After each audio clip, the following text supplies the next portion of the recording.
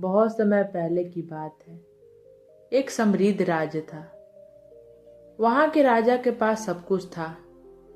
धन दौलत, विशाल महल और ऐश्वर्य की कोई कमी नहीं थी।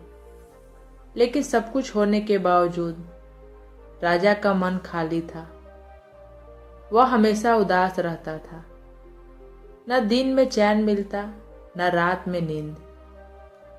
मखमली गद्दे भी उसे काटते थे और स्वादिष्ट भोजन भी उसे बेस्वाद लगता था। राजा की यह हालत देखकर मंत्री और दरबारी बहुत चिंतित थे। राज्य का सबसे ताकतवर इंसान अपने ही मन से हार रहा था। आखिर राजा की उदासी का कारण क्या था, यह कोई समझ नहीं पा रहा था। राजा ने देश के सबसे बड़े वैद्यों को बुलाया। किसी ने कड़वी दवा दी, तो किसी ने कीमती भस्म, तो किसी ने सिर्फ आराम करने की सलाह दी। लेकिन राजा के चेहरे पर मुस्कान की एक लकीर भी नहीं आई। तभी एक बुजुर्ग और ज्ञानी वैद्य आगे आए। उन्होंने कहा, महाराज, आपको कोई शारीरिक बीमारी नहीं है। आपकी बीमारी आपके मन की है। इसका इलाज दवा नहीं है। यदि आप किसी ऐसे व्यक्ति की कमीज पहन ले जो सचमुच खुश हो, तो आपकी उदासी दूर हो जाएगी। यह उपाय अजीब था, लेकिन राजा के पास कोई और रास्ता नहीं था। उसने तुरंत आदेश दिया, जाओ, मेरे राज के कोने कोने में ढूंढो। मुझे वह आदमी चाहिए जो पूरी तरह खुश हो। उसकी कमीज मेरे लिए लेकर आओ। राजा के दूत निकल पड़े।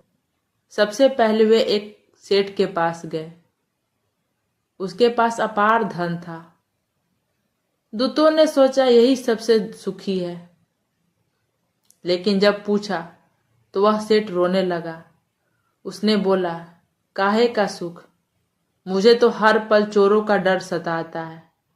मैं तो रात भर जागता रहता हूं। दूत आगे बढ़े। उन्होंने एक स्वस्थ नौजवान मिला।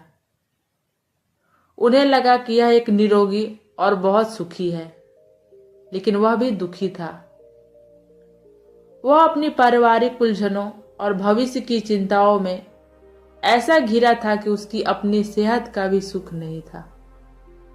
दिन बीतते गए। दूत गांव-गांव, शहर-शहर भटके।